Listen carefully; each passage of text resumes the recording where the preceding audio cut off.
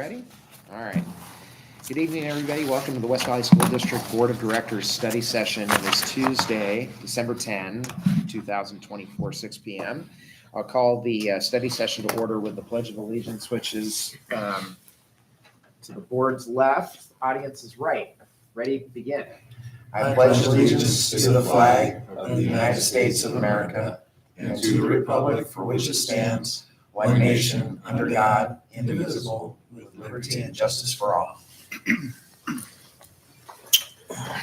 Any changes to the study session? No changes? Communications? No communications? Okay.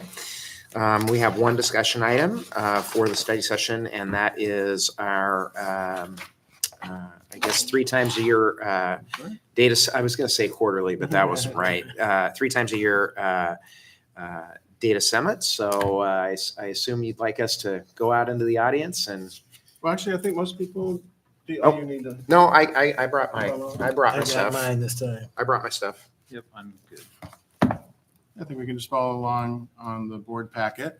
Sounds good. So we have Assistant Superintendent Stacy Drake here this evening. And the data summit, we prepared the board packet. And, for this fall, usually we just focus on the iReady reading and math diagnostic assessment for student achievement. And this year, the Smarter Balanced assessment, which is the state assessment, those results, the test is given in the spring. The results were not available from the state for our July data summit that we had. So here in December, we'll be sharing the spring Smarter Balanced results for student achievement, and then also our more recent fall iReady student results.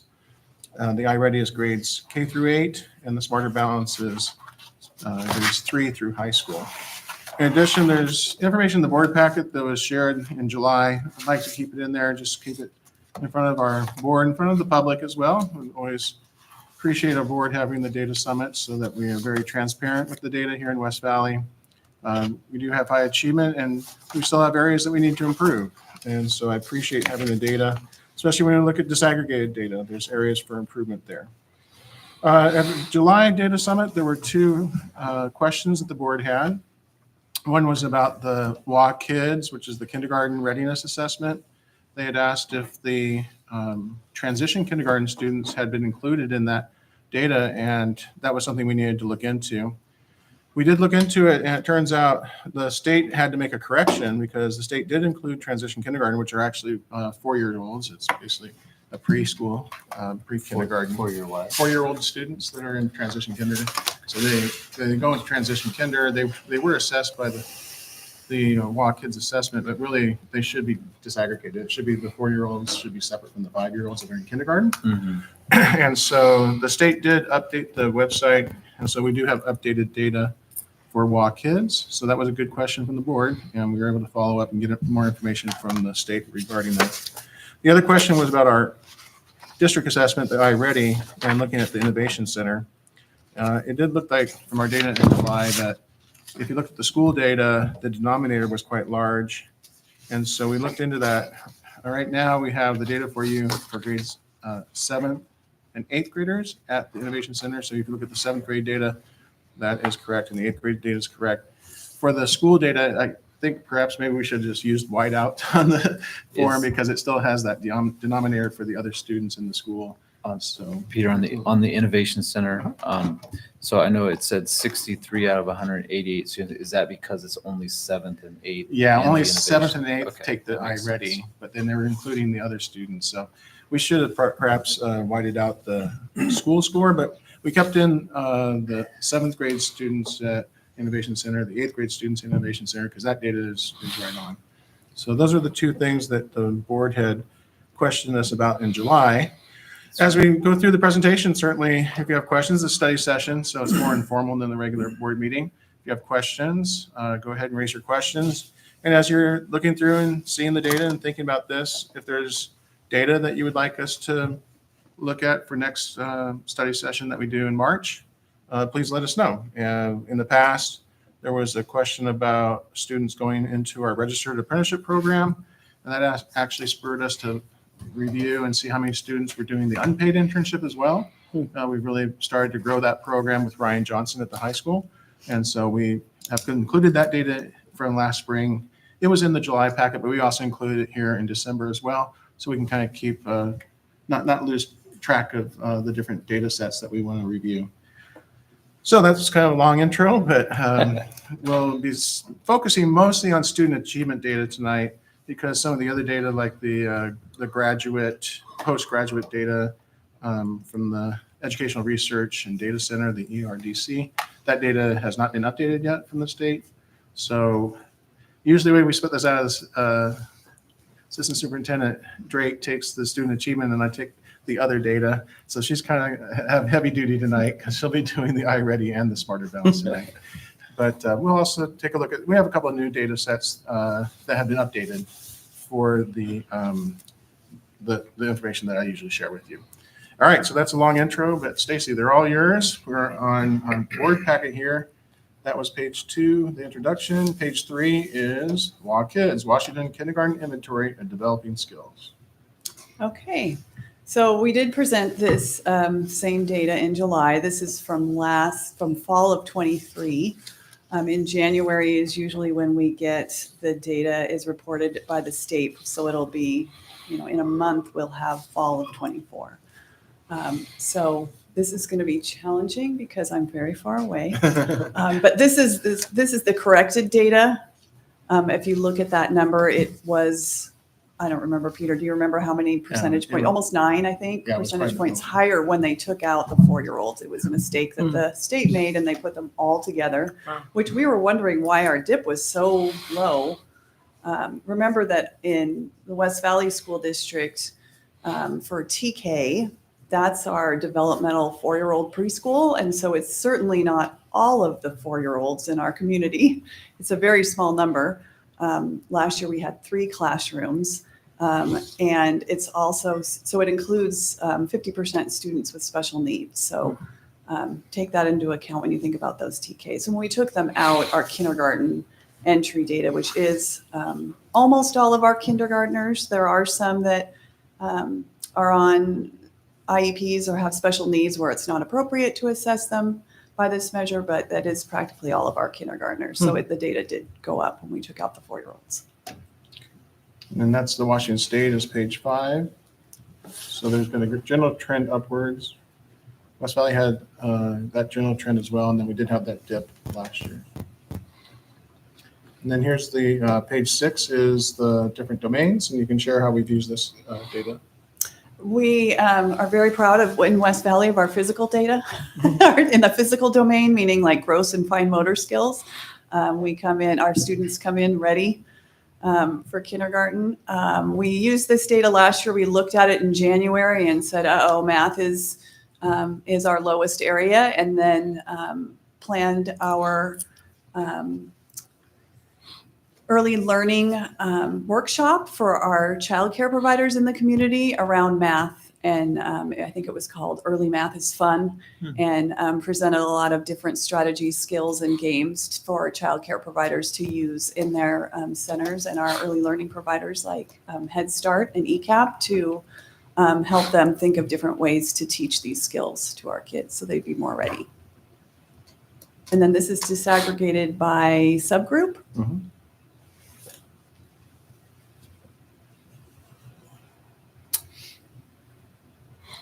Again, I think that's white and Hispanic, correct? Right? Would you like mine?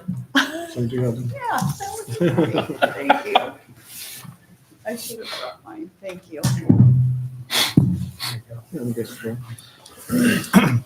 Yeah, so page 8 is disaggregated.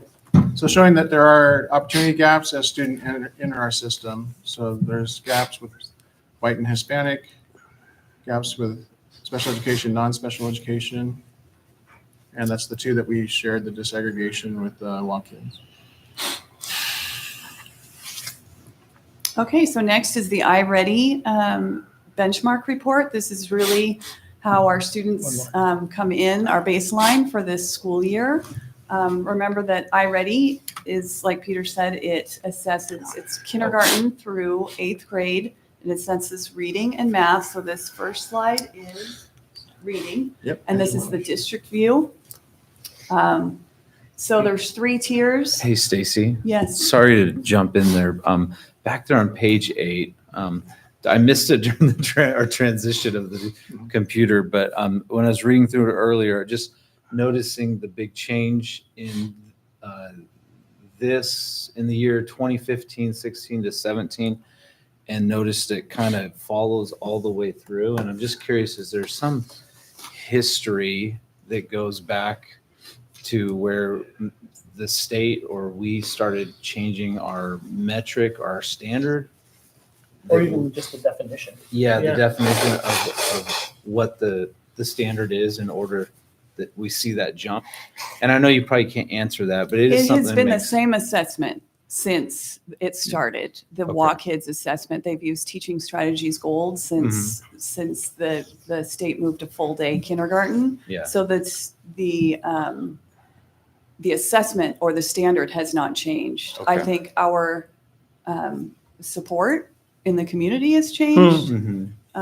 And in a lot of these slides, you will see a dip after COVID. Right. Oh, that makes sense. Right. And COVID so year, I if you saw look that. at the 18-19 school year, then 19-20 school year, you'll see there's no 2021 Mhm. because we didn't have a state assessment.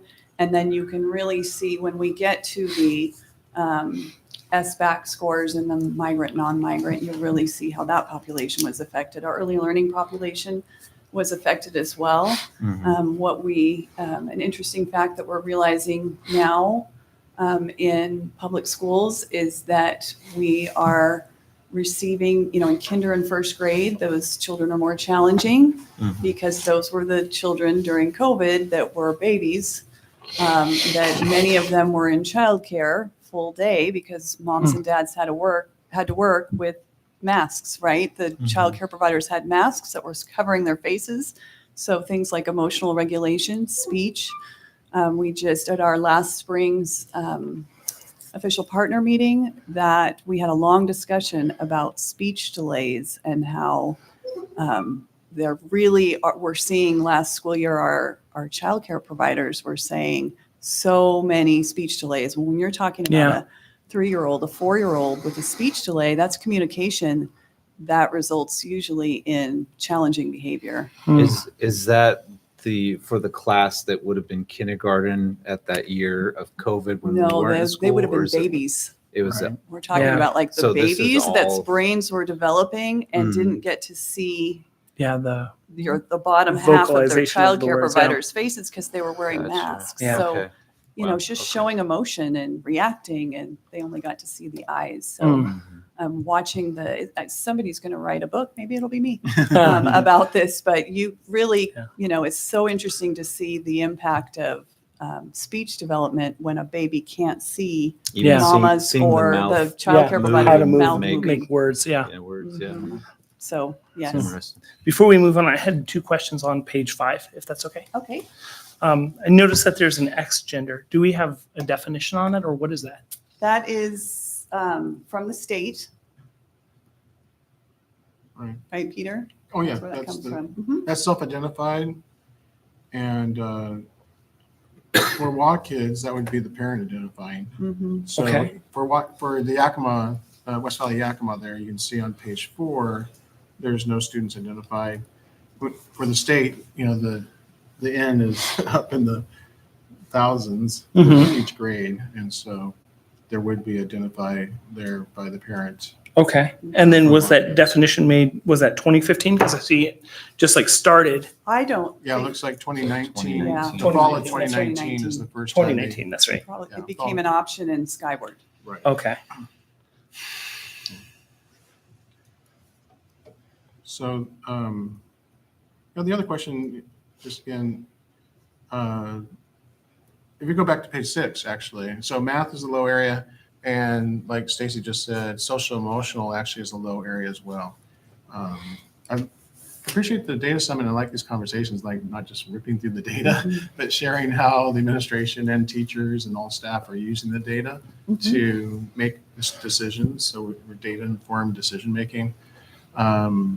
And then also the data spurs conversation. So Stacy had shared, we have the our official partner meetings that we meet with our community partners throughout the year with early learning.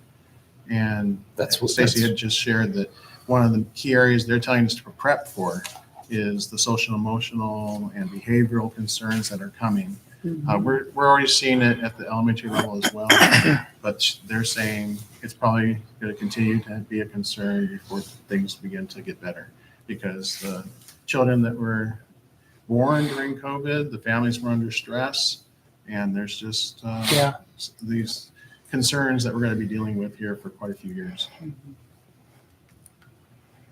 Yeah, so we did have a early learning workshop on math, and we had one on social emotional last year too. We look at this data at our official partners meeting. So childcare providers, both faith-based and our Head Start early learning providers meet, look at the data, and that's how we determine what our topics will be. They tell us what their staff needs training on. It's always behavior, always. I think you should write a book on it. All right, so the iReady, this is page 11. 11 and 12 are the schools. So this is the district overview, and this is for reading. So Yes, so if you look also, something that's interesting, yes, that this is what Peter was talking about. So if you look at the Innovation Center, it should say 63 out of 65 students were assessed. The reason that happened is that our IT department loaded 7th through 12th graders into iReady. The program's only for 7th and 8th graders. And so they just fixed that today, although they're having trouble getting the 9th graders out because of the way we load classes at the Innovation Center. We'll get that done. But we are working on correcting that because we don't give the assessment to 9, 10, 11, or 12th graders. So if you look up at the top there, those 3 colors, the green is on grade level or above coming into, remember, this is the students took this in the first couple weeks of school in the fall. And then the yellow is 1 to 2 years behind grade level. And the red is 3 or more years behind grade level. Teachers use this to help them plan small groups, to look at how to guide their instruction. On the right there are the domains in reading, and that helps as well. They get this report for their students, and they can, it'll help them determine, for example, in elementary school in our new ELA curriculum that has a lot of choices, it helps them determine what parts to teach because it tells them where their strengths and gaps are for their students. So this is how we're coming in the fall. This is just grade level placement. In winter, we get growth. And in the spring, we get growth. And that helps us as well, just determine how we're doing.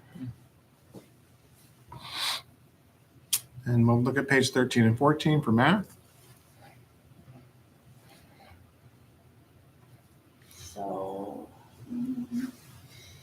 Oh, I'm sorry. We're just on reading. Sorry. That's my mistake. yeah, so then it goes Now we're going by school. by school. Sorry, we're So still on reading. Yeah, here's a no. TANM's reading is the next page. And that shows by grade level. By school. grade level. Yeah. And if you look at the following page, Apple Valley, here's something I discovered when studying the data today is that we also, our TK classrooms are loaded in at Apple Valley and Cottonwood. So for kinder, that student assessed total is off. That's why it's about 17 kids over because those students were loaded in the system and they were put into kindergarten and they're not, they're 4-year-olds. So we'll have that cleared up by winter as well. So help me with what you said a minute ago. So these scores they're just coming in. Mm-hmm. And so when we get 2 more data summits down the road, what do you typically see of an increase? Because I mean, these scores are super low. Because they're coming in, right, they're Right. assessing them at Where they're grade coming level in. standard. Correct. So as a first grader, first grade's always really low. There's But what do you typically see in growth by the end of the year on these?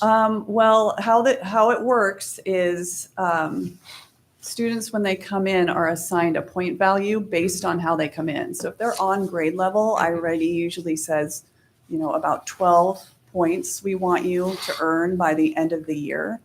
And then at winter, we'd want them to be at 6, right? Halfway through the school year, we'd want them to be halfway to their growth goal. When you If they're say more 12, than, you mean 12 12 points. percentage points? no, Or it's just 12 just points. points? Just Okay, as points. okay, That's how each student is given a point number. So at third grade, it may be gotcha. 372 is what they get, and we want them to be at 384 by the end of the year if they're on grade level.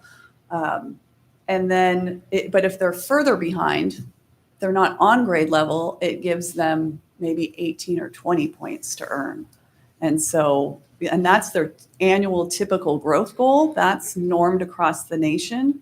That's the typical growth that a third grader should make during the year. They are also given a stretch growth goal.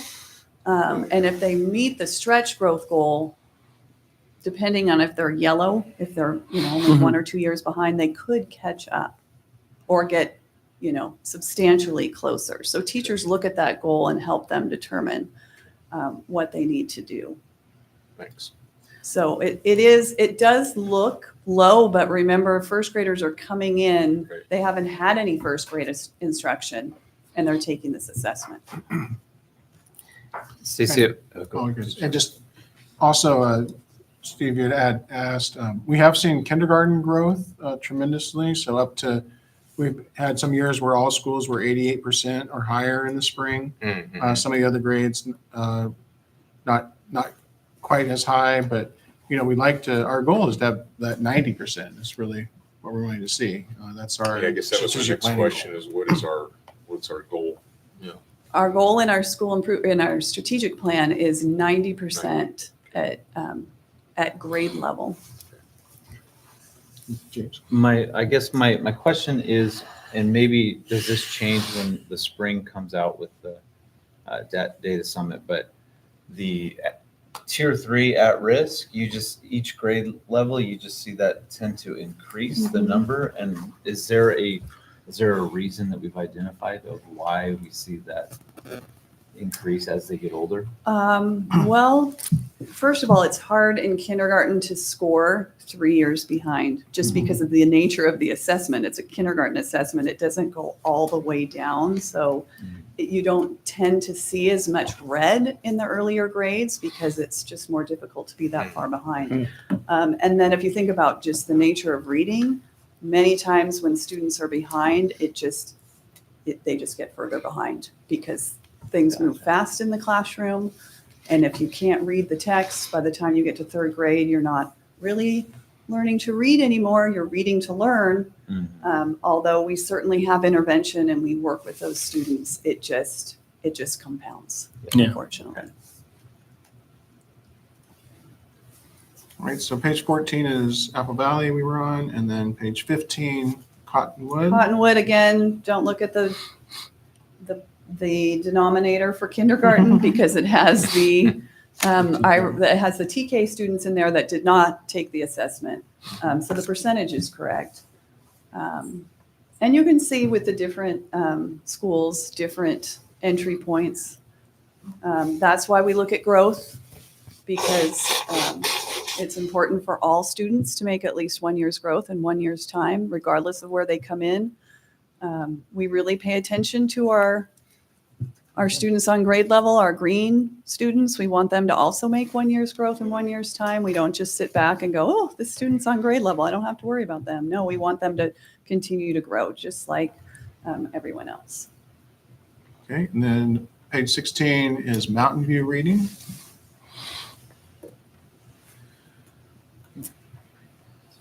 Page 17, Summit View reading.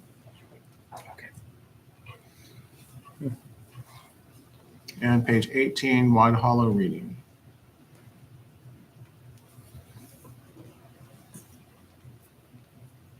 Next, page 19 is the mid-level campus for reading.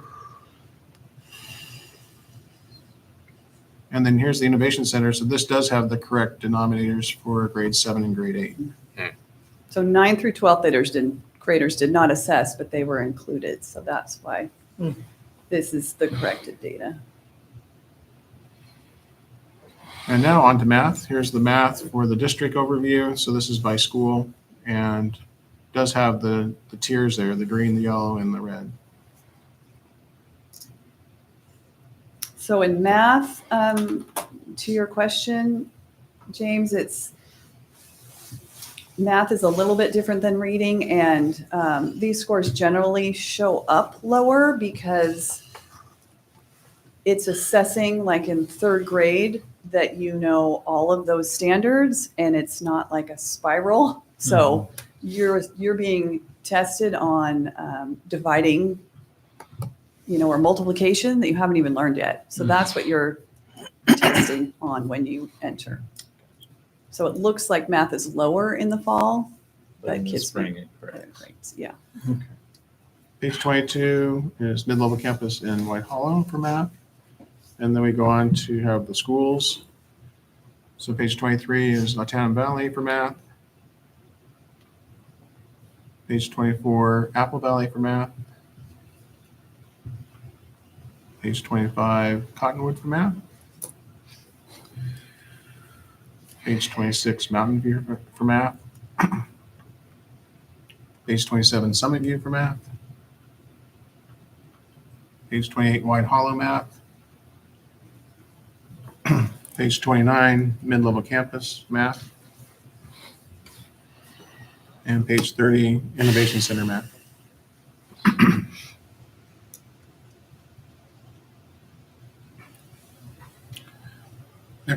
Next we do look at scores by classroom. So page 32 is Altana Valley. So this will be nice to see the growth over time. We fill in the fall 2024, and then we'll have winter and spring and look at the progress over time. So this is the percent meeting standard. There will also be reports in the winter and the spring for growth as well. So this is the percent meeting standard right now. So Altana Valley, Apple Valley, page 33, page 34, Cottonwood, page 35, Mountain View, page 36 is Summit View, page 37, White Hollow, Peter, and page 38 is the mid-level campus. so identifying the classrooms that maybe are low, and I understand like come spring, there's going to be a big change there, but is that used to maybe identify teachers that need help? Is that? Yeah, I was Stacy can share about that. That definitely grade level and teacher teams in target professional development. Maybe Stacy can share the work that you do with principals on that. Yeah, so these, remember that this is a baseline. So there's so many things that go into loading classrooms and trying to split up different groups of kids. There's parent requests. And so where we try to balance so that it's equal coming in, you just don't know until they take the assessment. So so yes, we certainly look at this and say, when the data comes out, principals might look at it and say, this is a classroom that needs more support because, there was one in one of the schools that said 0% on grade level. That wasn't intended when we loaded classrooms. We think they're going to be balanced, but you don't know until they take the assessment. So that classroom might need more support.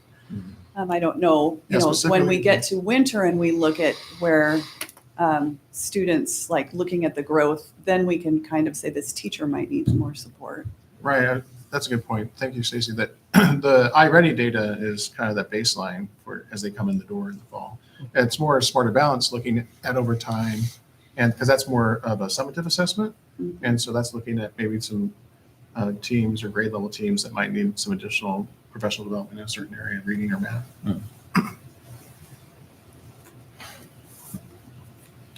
All right, so we'll move on now to the Smarter Balance Assessment. This is taken in the spring. And we have page 40. Another request that the board had last year was to make sure that we have the overall data for the state as well. So we included that with the WA kids, and we include that here with the Smarter Balance as well. So the WA aim, the left side is the Smarter Balanced Assessment, that's in ELA and math. And then the science is called the WCAS, which is below in the blue. And then on the right side is the WAAIM, which is the alternative portfolio assessment that is given to, it has to be less than 1% of our population. It's an alternative for students with disabilities if the IEP team determines that that's appropriate for them. So it's a very small number in our district, which is why we have an N less than 10 and it's not reported for our district. So page 40 is Smarter Balance for West Valley, and then page 41 is Smarter Balance for the state. So you'll notice that, flipping back and forth, that we exceeded the state average in all areas except 8th grade ELA, we were slightly less than the state average, and 10th grade ELA, we were 0.1. So we were basically at the state average. And then 8th grade science was less than the state average. And that just kind of gives us a ballpark of how we're doing compared to the rest of the children in the state. This is really good. Would we also be able to see nationally if we could compare to other states? We could compare to other states that use the Smarter Balance Assessment. Not all of them do.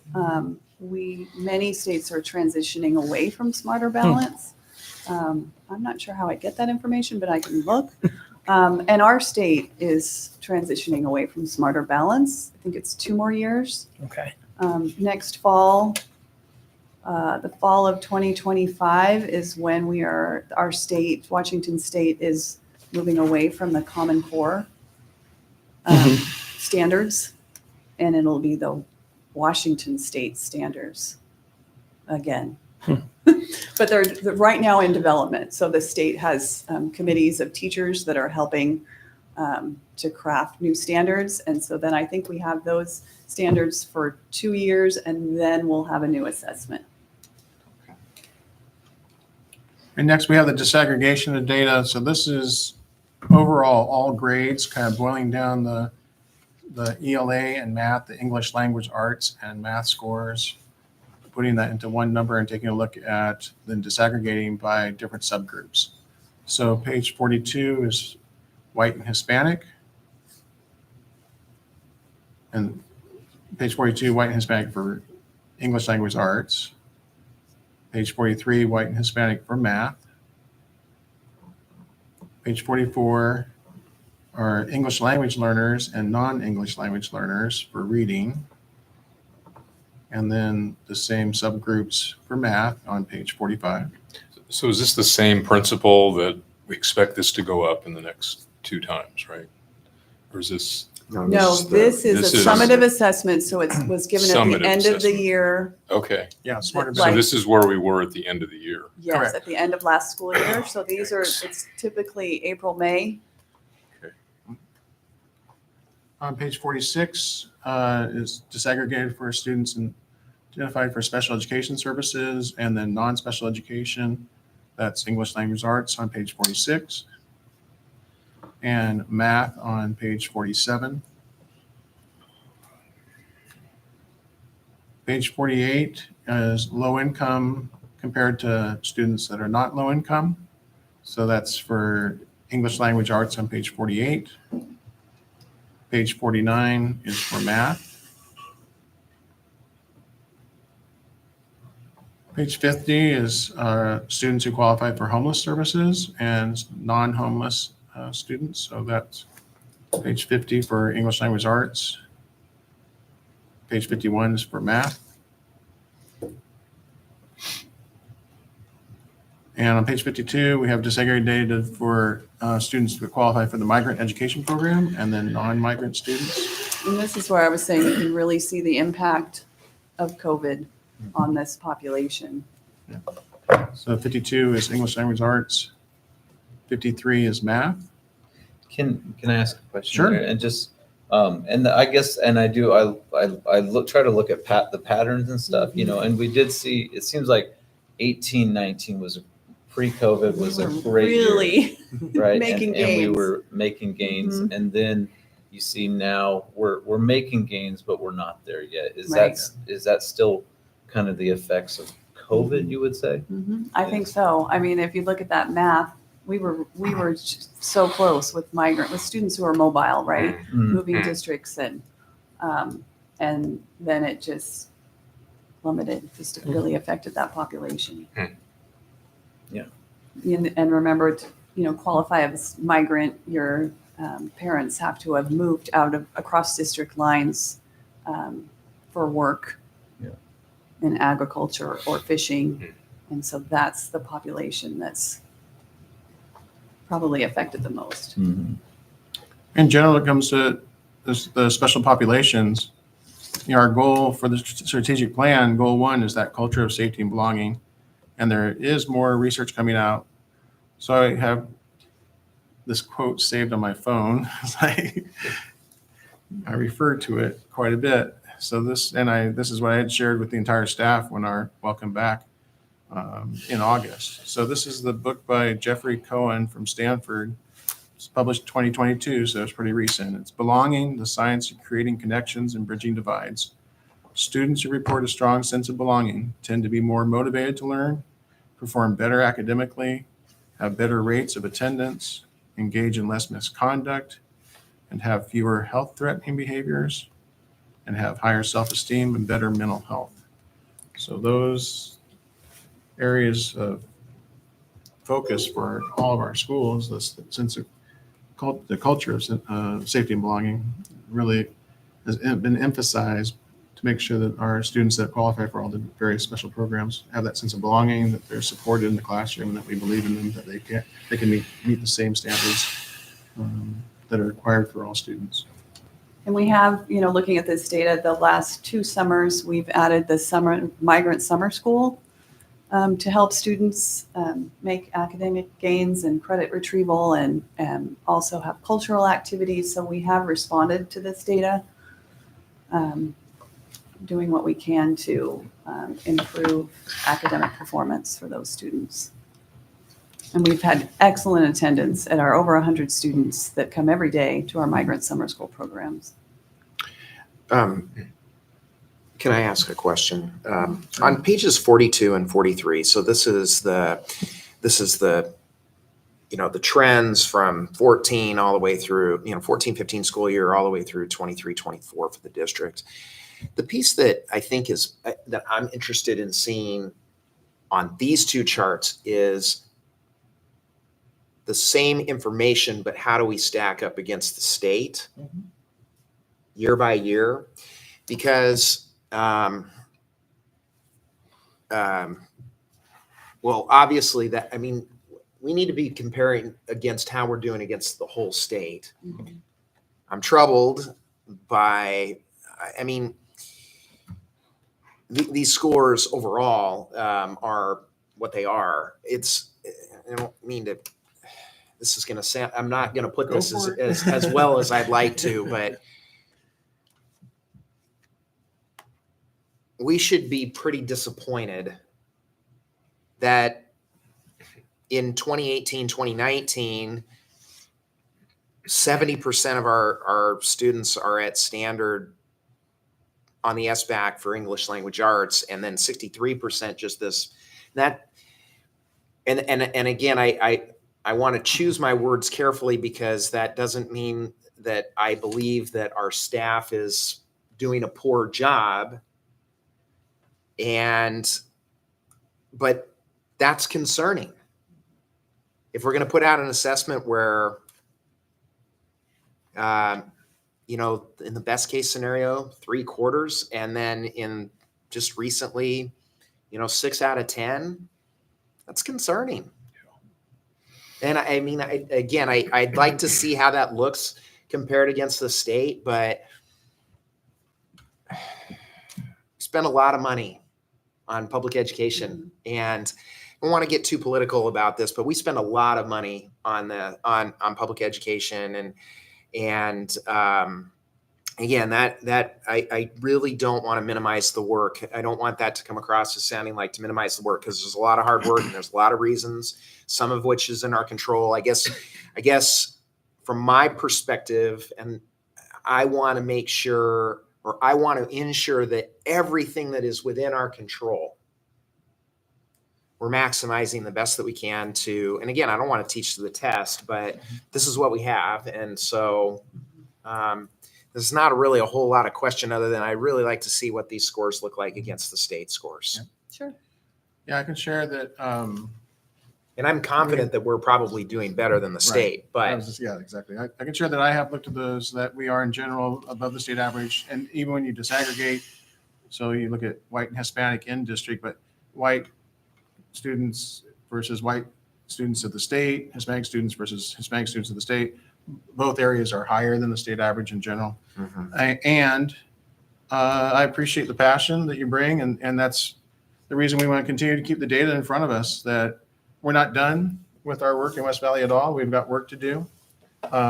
Even if we're above the state average, especially if you look at disaggregation of data within the district, we want to have high achievement for all students. And that's really opening doors for our students and opening doors for their future and really building our community.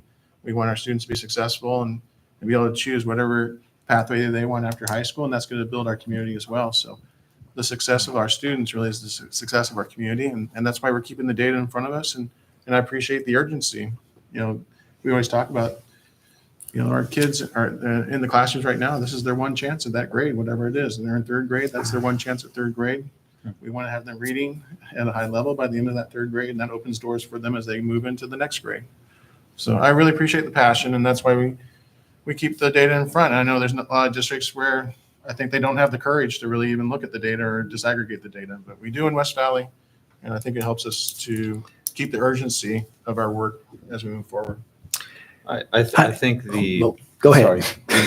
I've talked more, Mark, you can go ahead. I was trying to be courteous. Okay, well, thank you. I just more of a comment than an observation, but I do have a question. I really like the fact that we are doing better than the state, and it's not a competition, but it's important in math and science. I think those are two key areas. I mean, the others lead to doing well, I think, in those two particular subjects. I'm just wondering, any idea what really accounts for that? It seems to me, if I recall, that's pretty consistent that we do better than the state in those areas. What is it that's making us stand out a little bit better than most in those two subjects in particular? That's a hard thing for me to answer. I can't reflect I on figured- other districts. I'd like to say that our teachers are just the best, Yes, but that's it. Absolutely. I'm just wondering if there's anything else that contributes to it. Well, I think we do work hard to align our professional development to our student data. I think we've made a lot of growth in PLCs and teachers working together with the student data in front of them. I do want to remind you that the SBAC is one measure. It's one measure, and it's not always all students. We have a fair number of students that opt out. Families just choose not to, and it's not a huge percentage, but it's there. They choose not to have their child participate for various reasons. Sometimes it's things like anxiety, test anxiety, and it's just not worth it to put a student through that. Some other families just choose, they don't think that their child should have to do that. We have to just take this into consideration. Again, I agree with Peter, though, and with you, Michael, that it's what we've got, and we're going to respond to it. And we know we have work to do. But it is just one measure. When you look at our graduation rate, that's also one measure that's pretty fabulous. So we have to keep that in mind, that this measures academics. It doesn't measure a child's or a student's soul or their feeling of self-worth, all those things that teachers do every day, all day, their ability to be creative, to have art, to have music. None of that's measured by these assessments, but it is what we have. And it's our duty to respond to it and to not hide it and to work towards continuous improvement. I think there are other communities, Mark, that have larger numbers of students that opt out. It can become a trend, and it was at one point. We are required to have a 95% participation rate because the state doesn't want districts to encourage children to opt out, which happened early in the assessment. And so we have met that every year, but it is a problem for other communities. And then with other, with communities with different demographics than ours brings, a whole another conversation about the challenge of a state assessment where everybody is really graded on the same line, regardless of where they started, right? It's about, like if everybody started on the 50-yard line, everybody has an opportunity to make a touchdown. But if some of them are starting on the 10 or the 15-yard line, and that's what happens with, those first 5 years. It's very, those first 5 years in brain development is very important. And the ACEs and the impact of family life and poverty and depression, maternal depression, all of those are research based. And yes, we have that in our community. Other communities have a far greater number of children that experience that and come in with much larger gaps. And one more follow-up question, and not that I'm in favor of this, I'm just curious if it's out there. Do we communicate with families or the students at all that we're looking at for a particular target, or is it just what they get, like Michael was saying, what it is what it is, or what they get is what they get, and that's what we're reacting to? Or are we, striving to attain a certain teachers want level? their children to meet standard and their students to meet standards, and that is communicated. Sometimes it's so much that it freaks children out because it's so important to teachers because they know it's important to us. And they work so hard and they want when those scores start rolling in, which is, unofficially, it can be a week after the assessment in grade 3 because it's a short assessment and it can be scored pretty quickly now, especially with AI. But the teachers are just checking every hour to see, and you'll have teachers running across the school to tell the principal about a student that had gaps that passed, and they're so excited. And then sometimes it's like they don't understand why a child didn't score the way they thought they would. So again, it's a snapshot, and it's usually given over 1 or 2 days. And we aren't, we are very secure and security conscious, and we follow the rules. And so we're not allowed to encourage children. We have to be very careful what we can say when they, all I can say is do your best. We have a teacher that has that on a t-shirt, do your best. That's all I can tell you.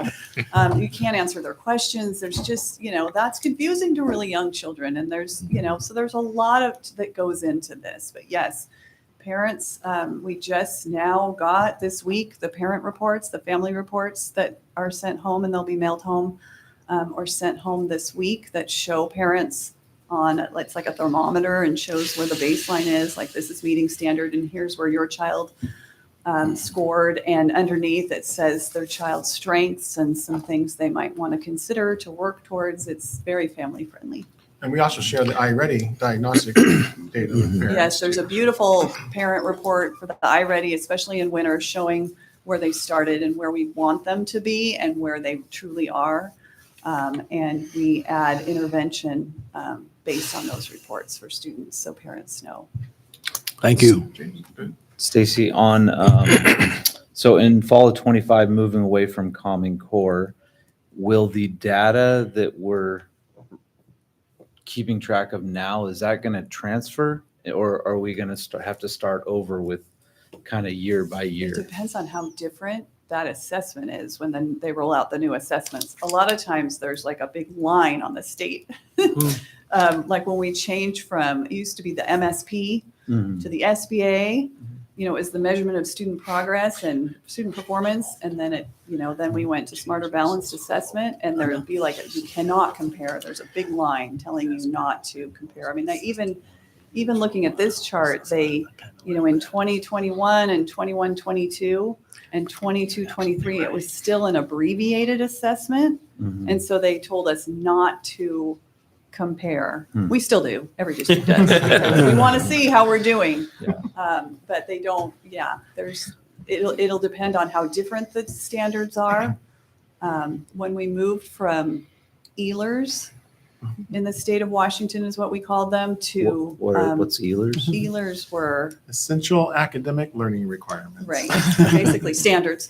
To the Common Core, certain grade levels had a huge like bump, like fifth grade got hit hard, right? Where they got stuff down from the old sixth grade standards and up from fourth grade. And so that is taken into account too. So we'll just have to see how it rolls out. Okay. And the other question is, so 90% is our goal of having the kids on at their grade level. Right. Is there a school district that we know of in this state that has something close to that? And I guess, is there a way to find out? Because my thought would be is if there is a school district in the state that is just like, they're doing phenomenal, I would want to know what are they doing? And I guess, is there a way to find that information out?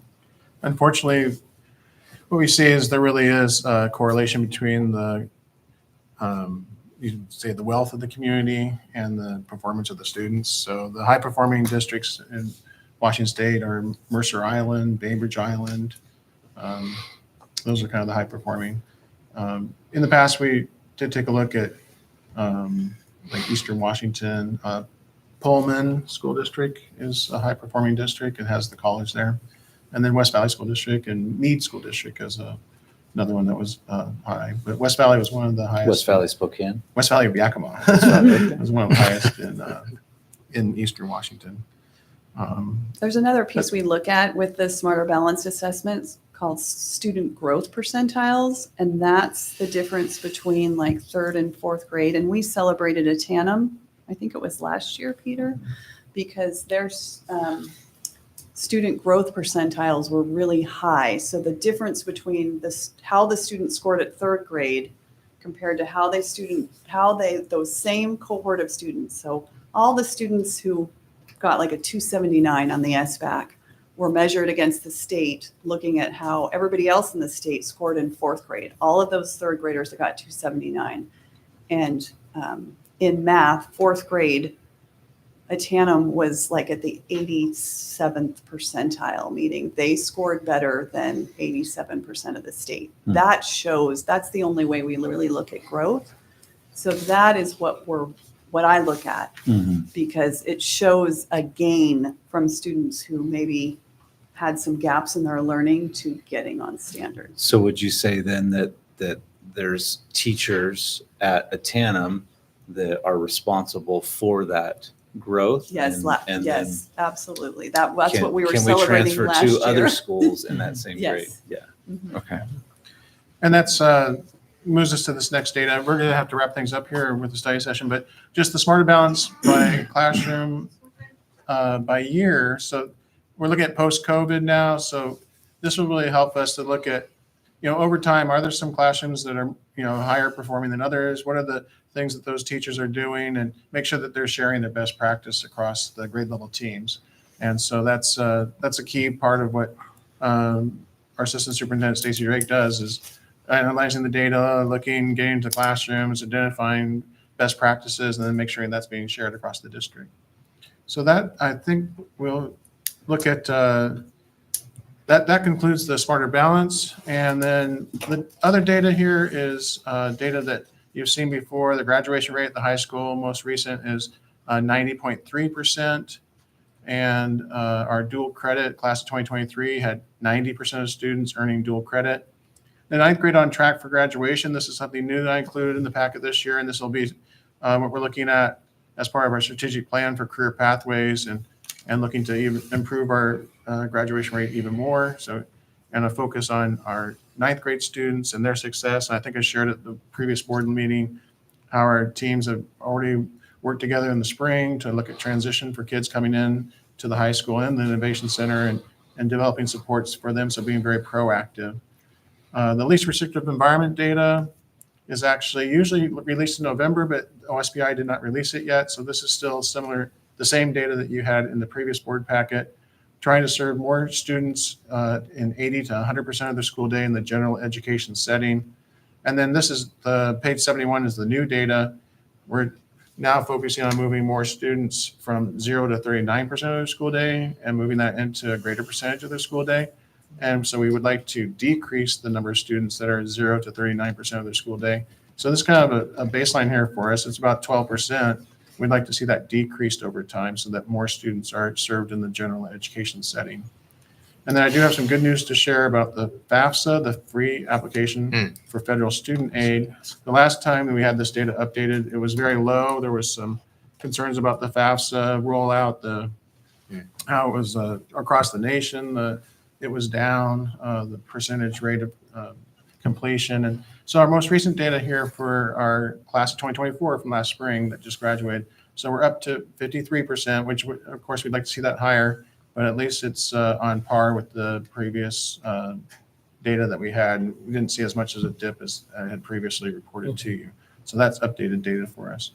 The military service and registered apprenticeship information, that's all the same data.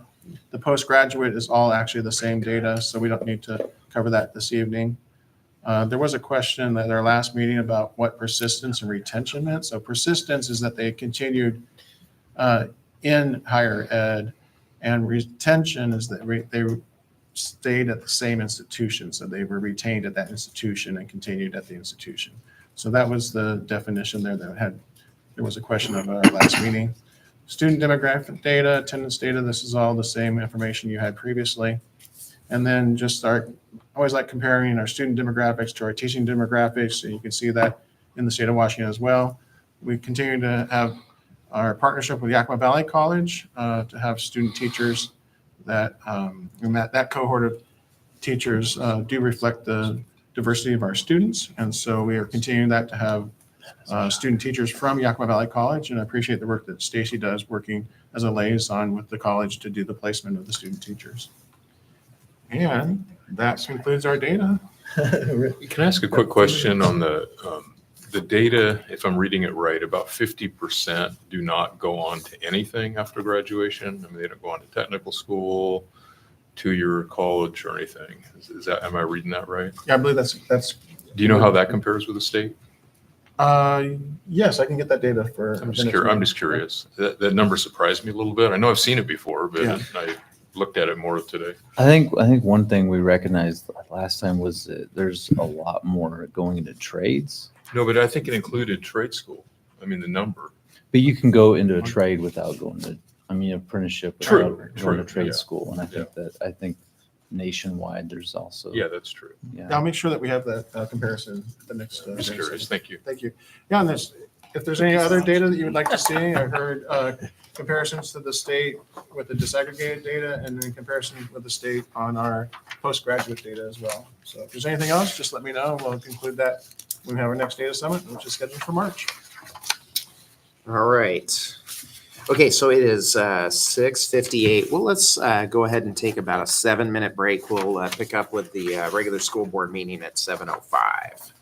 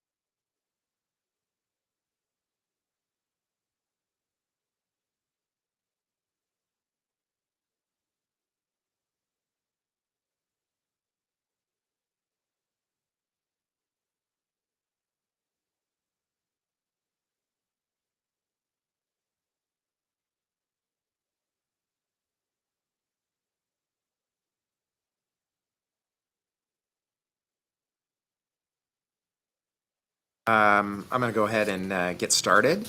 Good evening, everybody. Welcome to the West Valley School District Board of Directors regular school board meeting. It is Tuesday, December 10, 2024, 7:05 p.m.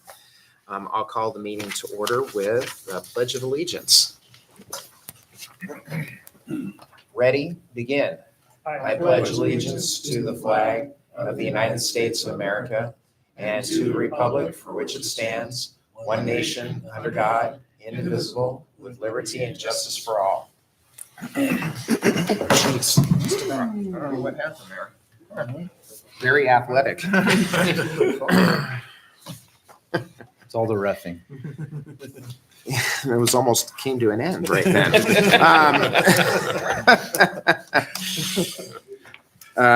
All right. Well, thankfully, we don't have any changes to the agenda that require me to go to the hospital.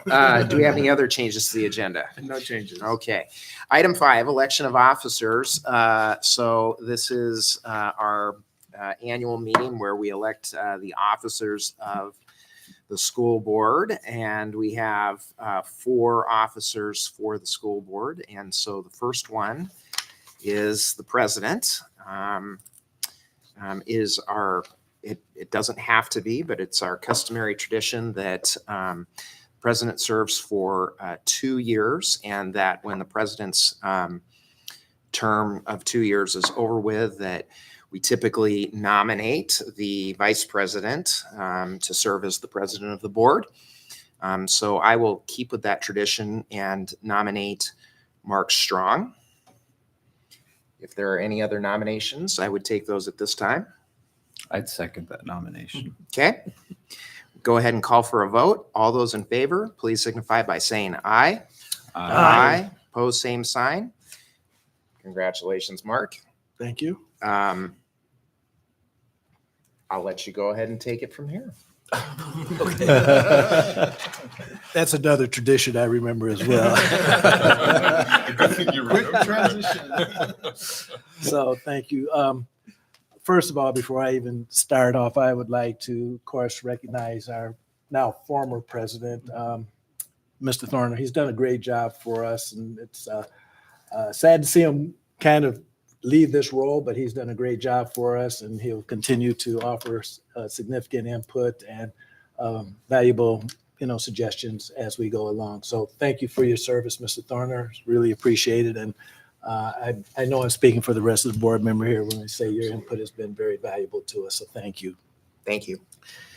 Okay, we'll move on to the vice president nomination. Again, I don't know if we have a tradition for that one or not, but certainly there are individuals who could just move into a new role. So at this point, if there's anybody who would like to make a nomination, we'll entertain a nomination.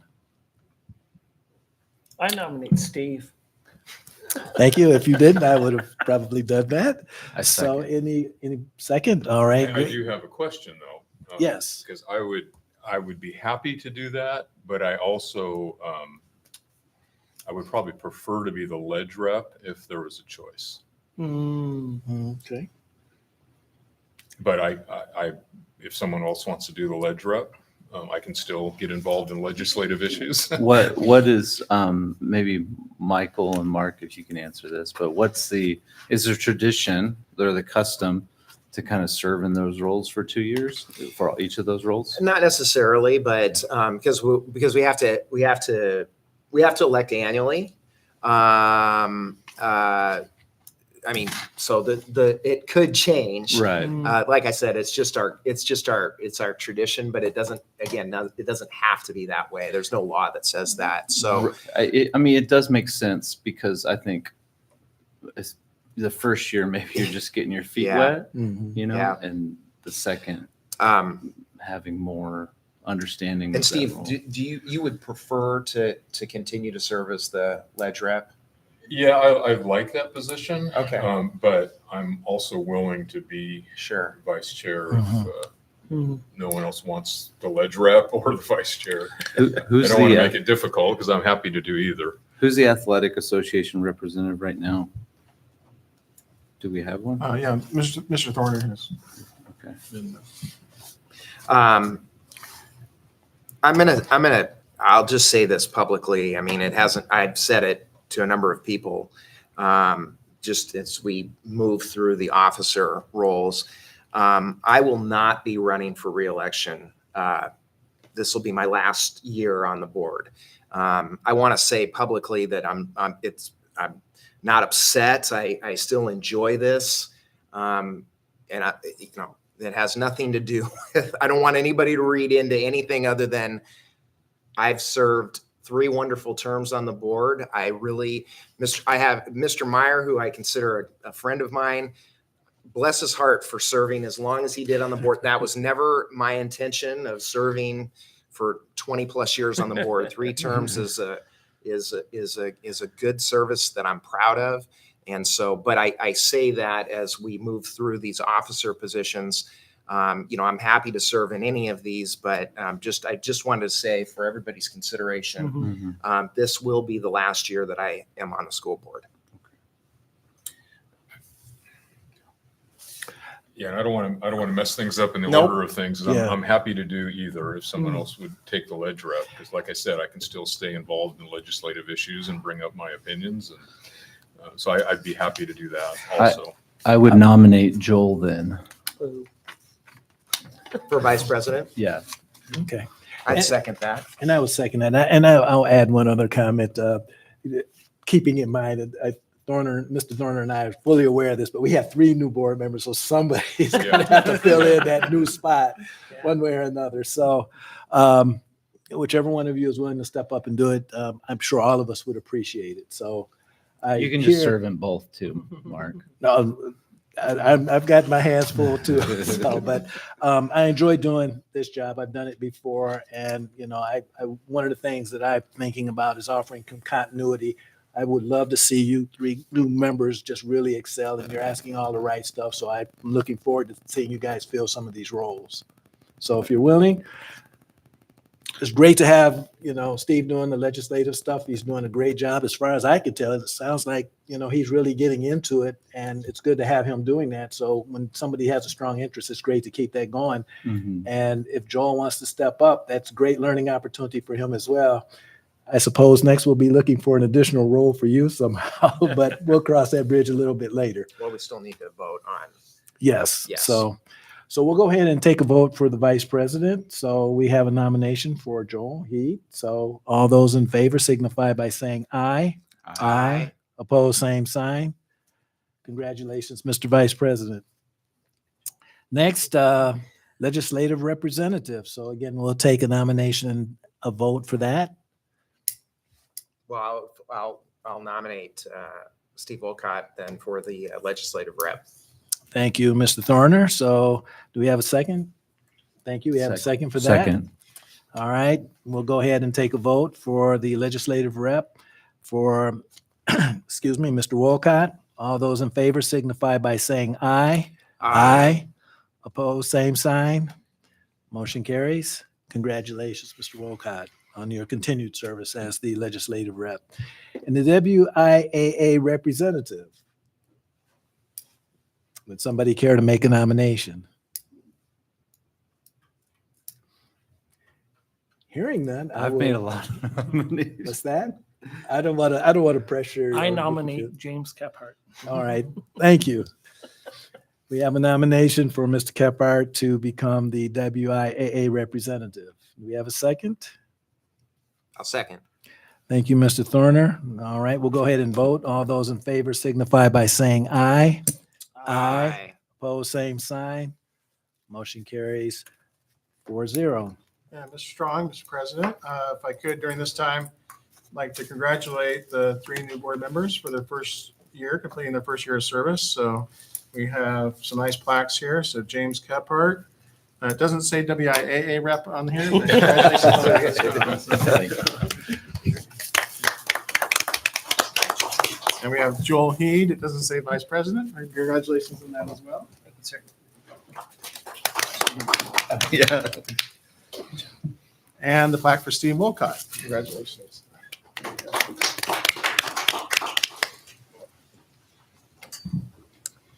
Okay, well, congratulations to everyone. And again, thank you to Mr. Thorner for his years of service as president. We'll move on to item 6 on the agenda, communications, response to public comments. All right, so that's a placeholder. We did not have any comments at the last meeting. B is basic ed compliance certification. So we did receive this notification from the State Board of Education that the West Valley School District is assigned the status of full certification for the 24-25 school year.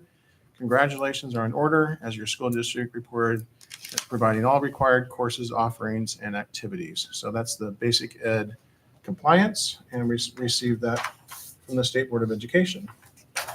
And then item C is selection of instructional materials committee redraw. So it turns out we had the draw at the last school board meeting, and that when the names were put in off the spreadsheet, somehow there was 2 names that got transposed, the first name and second name. So we're going to draw one of these people this evening. The name that was drawn was Lorraine Shirzad. The correct names were Lorraine Bethay and Natalie Shirzad. So we've corrected those 2 names, and we put the 2 names back in the draw. And so we're going to draw one of them for the Instructional Materials Committee. So why don't we have the new president make the draw there? All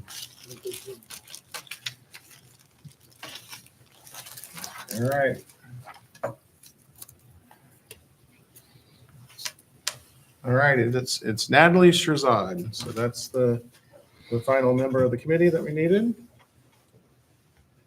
And then we'll bring the committee to the board for approval at our January meeting. So we'll do that at that time. All right, and then number 7 is on the agenda, school presentations. So we have Nick Hartman here this evening, and he has some nice videos that he has for student voice and our staff. So we're going to go ahead and have the board join the audience at this team. I'm going to stay up here and be our audio visual person.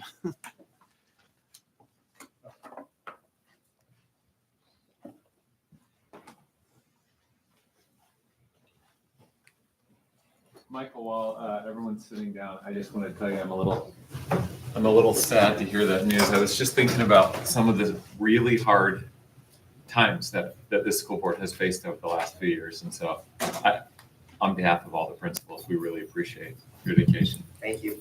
We're going to bring the mic up if you want to present them up here. That's fine. I still have a year to go. I'm not mailing it in. Yeah, what you'll find as educators is years go way too fast. So, yeah, That's true. I've always appreciated the way that I really feel like you operate on a basis of what's best for our kids, and that's been really important. Yeah, I've sat through some of these hard meetings. I'm like, I'm so glad I'm not sitting in his seat right now. Well, so I'll get into my presentation a little bit. I do want to say for a second, just to give you a little bit of a pulse on Tandem Elementary. We had a meeting over the summer that we celebrated some of the, I hope this is the right word, success that we experienced last year. And it was a very emotionally powerful meeting for me, and I think a lot of staff. In fact, a couple of people afterwards said, I was almost in tears at this. And we saw some results in our third through fifth grade classes on our SBAC assessments, and which is measured at a state level, and our local assessments of the iReady, that were really, really strong results, as in not just the growth looked great, but even the proficiency was really high as compared to peers in other districts and schools. We started the meeting by looking at some research that showed how much poverty truly does affect student performance. And I was really proud of our students and our staff that they did not allow that to be a barrier to success. And we had some classes that were approaching 80% and above. That's really, really strong results in any school, but especially one that has as high of a free and reduced lunch population that we do. So we were really proud of that. With that being said, we've celebrated some of those successes for the last couple of years. So I went in a different direction this year about what to present. And I'll tell you, I'm here by myself because nobody likes to present to the school board. But I did get some folks that were willing to do some videos. So you'll get to hear from them in a bit. That's not the only reason. I didn't push it too hard. We all know this is a challenging year for a lot of reasons, and my staff are working so hard. They're doing an awesome job. So this year, I opened up our strategic plan and looked at what area do I want to focus on for presentation, mostly to educate you on what does it look like in our school.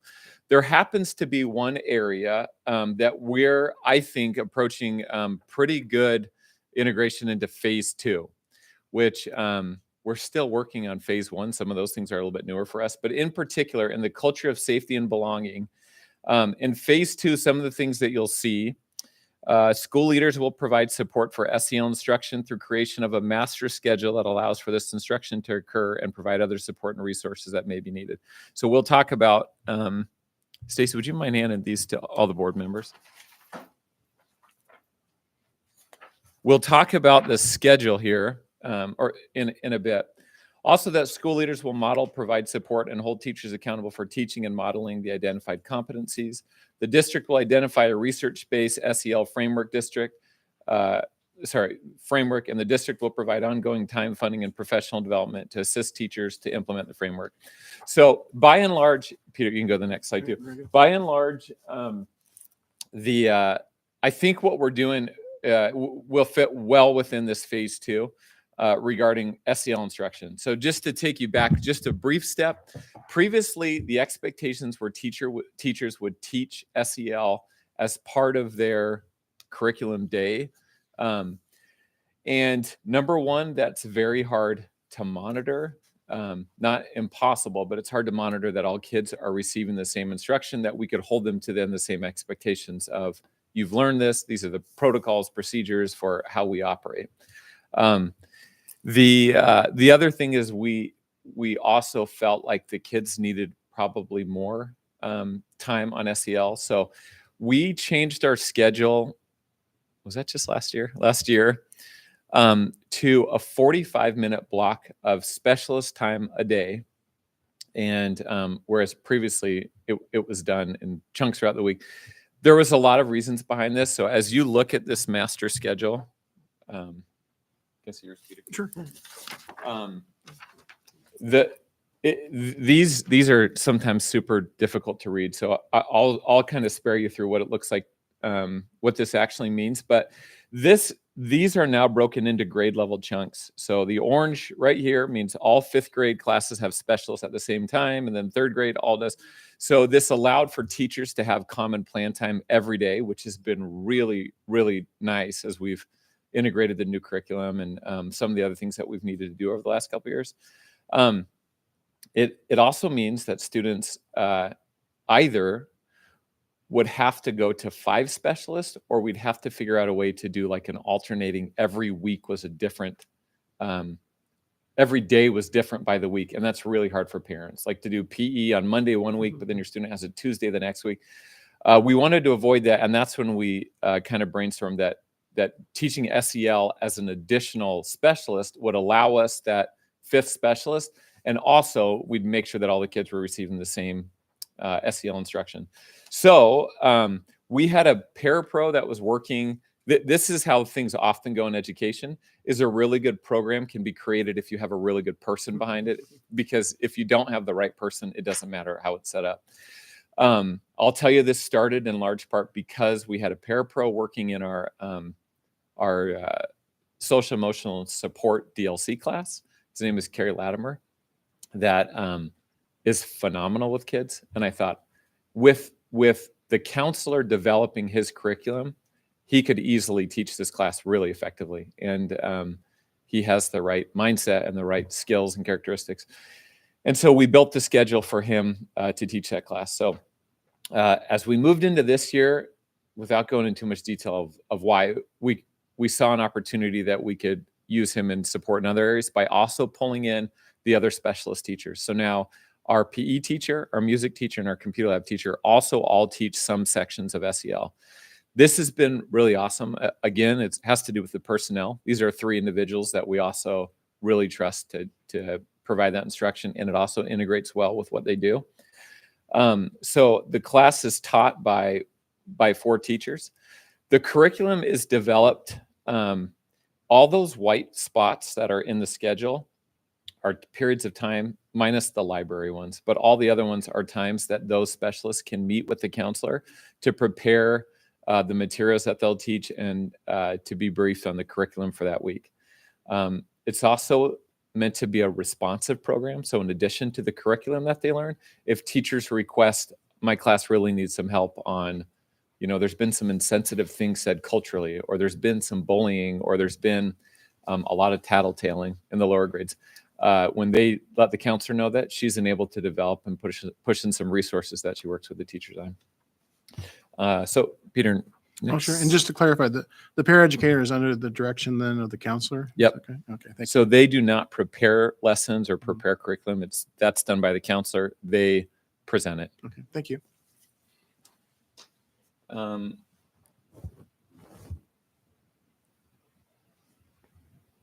Yeah, I think I'm actually going to come back to this, but could you Okay. go to the next slide and Sure. click on, these are 3 students. I just wanted to hear some student voice on how this SEL experience has gone for them. So let's hear from these 3 real quick. Okay, this is Lizzie Thomas. She's a 4th grade student in Mrs. Neiser's class. Okay, Lizzie, my first question is, tell us, who is your SEL teacher? Mr. Edgar. The music teacher? Yes. How does he do as an SEL teacher? He does really well because he's a super good teacher. Yeah, so true. Okay, what do you learn about in SEL class? We learn about how to solve problems and how to help other people with their problems and like walk in their shoes and see what they're living in. Cool. Do you like going to SEL class? Yes. What do you like about it? I like that we can learn about how to help our problems if we have problems, and that we can learn that even though somebody's sad, we can make them feel happy. Very, very good job. Can you think of like one really important thing that you learned in SEL, like a lesson you had? Even though you're having a bad day doesn't mean you should make other people's day bad. That's a good one. I wish everyone would do that. All right, thanks, Lizzie. 3, 2, 1. That's right. That's not ours. Oh. You got to go. It's just Sorry.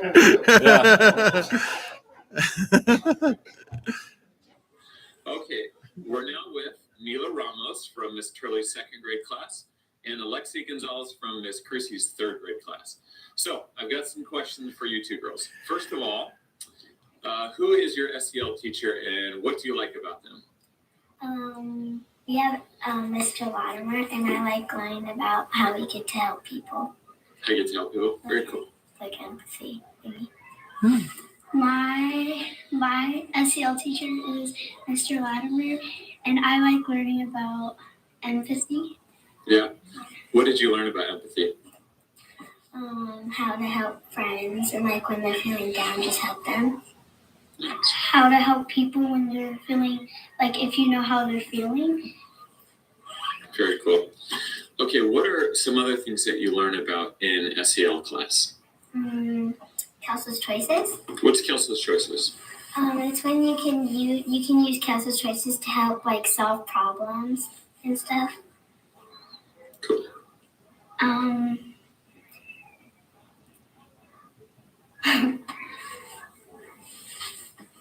Like, I'm trying to think. I'll come back to you, okay? Okay. Can you think of something that you learned about in SEL class that helped you to be a better friend or a better student at school? Empathy. Yeah. Kelso's Choices. Because, like, if I have a small problem that I can solve by myself, I just use Kelso's Choices. What if it's a big problem? It's a big problem I just can't tell them about. Awesome. All right. Well, great job, guys. Thanks for your help.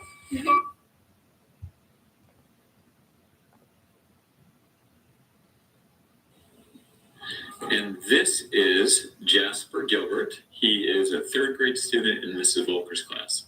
So Jasper, you're in Mr. Latimer's SEL class, right? Yeah. Can you tell us what kinds of things you learn about in SEL class? We learn how to, like, stop bullying and like be a better student or friend. Nice. Can you think about a lesson that you had that helped you to be a better student or a better friend? Like the Kelso's choices. What did you learn about in that lesson? So we learned a few ways to like stop bullying or like keep almost everybody. Whoops, I'm sorry. I was trying to turn off the captions there. I just goofed it all up. And this is Jasper Gilbert. He is a There we go. third grade student in Mrs. Volker's class. So Jasper, you're in Mr. Latimer's SEL class, right? Yeah. Can you tell us what kinds of things you learn about in SEL class? We learned how to like stop bullying and like be a better student or friend. Nice. Can you think about a lesson that you had that helped you to be a better student or a better friend? Like the Kelso's choices. What did you learn about in that lesson? So we learned a few ways to like stop bullying or like keep almost everybody calm. Almost everybody, yeah. Yeah, some people might get mad either. Yeah. Do you enjoy going to SEL class? Yeah. How come? It's fun to see Mr. Carey, and he's really funny. And it's nice to learn some lessons. Well, thanks, Jasper. All right, you got to share with us what Kelso's choices is. Do you know?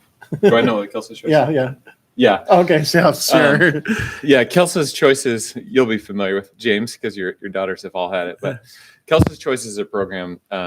It's amazing. Every school should do it. But it teaches kids to differentiate between small and big problems, and then how to respond to both small problems. You have a wheel of choices that you can do. You can ignore, you can walk away, you can tell an adult, you can tell them to stop. And the thing that's so great about it, we have it out on our wall ball walls painted. We have it on the fences. When a kid at recess goes up to the recess teacher and says, so-and-so did whatever, our response is, what two Kelso's choices did you use? And it puts the onus back on them to solve their little problems. So. Wow, great. All right. And now these are the two folks that are probably the most in-depth involved in this. So There's a third one too, right? Mr. Edgar, is that right? Mr. Edgar teaches Mr. Winslow, Mrs. Hopkins. Mr. Edgar is the music teacher. Mr. Winslow's the PE teacher. So yeah, yep. But he teaches the most sections by far, and then the counselor, Mrs. Tippin, is one. She'll explain that. All right, so this is Mr. Latimer. Okay. Carey, or Mr. Latimer, some of the kids call him different. He is our primary teacher for SEL. I'm going to let Carey just talk about what he teaches and how he comes about it, and I'll turn the time over to you, Carey. Okay. Yeah. So we teach social emotional learning. I work with Ms. Tipton here, and we schedule in different lessons based on, the time of the year. But we also deal with things that are pertinent to their lives right now. And one of them, a lesson we're doing, is empathy right now. And we talk about empathy, feeling how others are feeling, and they get to, describe things that have happened to them when somebody's not feeling well or they're sad. And then we talk about compassion, which is empathy in action.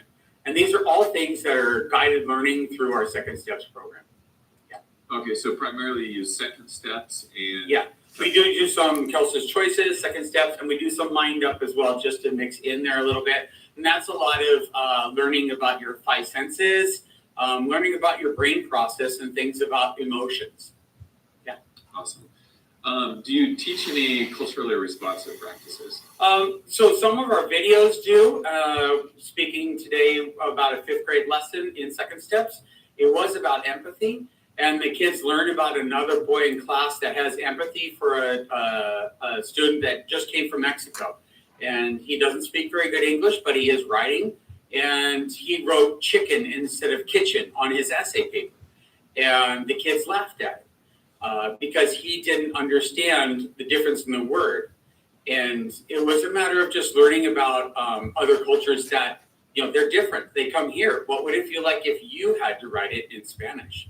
And the kids stop, and they understand it. They, in turn, have empathy for him. Yeah. Very cool. What have been some of your favorite things about teaching this class? Getting to know the kids. It's really great watching them blossom with their emotions, understanding how other kids really are just like them. Yeah, those are two really great standout things. I really like how the kids get engaged throughout the day and use the lessons like Kelso's Choices. You can see them all the time on the playground having to use them if they're having an argument. Is it a small problem? Is it a really big problem? And how do you handle that? Yeah, those are two really exciting things. Yeah. Very cool. Anything else? I think it's really great for the classroom. I know that a lot of kids really need this. And I think in general, kids in every elementary need to have some form of social emotional learning. Do you teach the students in the behavior, the I social do. emotional learning class? I teach DLC. It's already taught in the DLC classroom. Ms. Ball teaches it there, but she also uses like 3, 4, maybe even 5 curriculums based on how those students actually interact and have emotions. But I teach them as well. I teach them a blended class from about 2nd grade all the way through 5th grade. And so I'll pull in about 4 different lessons together and make them all come together. And it's a struggle. I mean, they're already in there for emotional issues, social emotional issues. So they have to learn how to handle just like your average student does. All right. Well, thanks, Carrie. Yes. Well, I bring up the other one. That it reminded me too that the responsive nature of this program. All the schools have DLC programs, and those kids often have behaviors that are noticeably different than the other one. And I remember a time last year when it became apparent to us that kids were struggling with the right way to respond to kids that are neurodivergent. This was a great. Mrs. Tipton can say, I'm going to put together a lesson on neurodiversity, and oftentimes she'll go in and teach the lesson. What's nice about it is, every kid in the school had it. So you can use the same verbiage. You can support it in lots of different ways. All right, ready for next? Mm-hmm.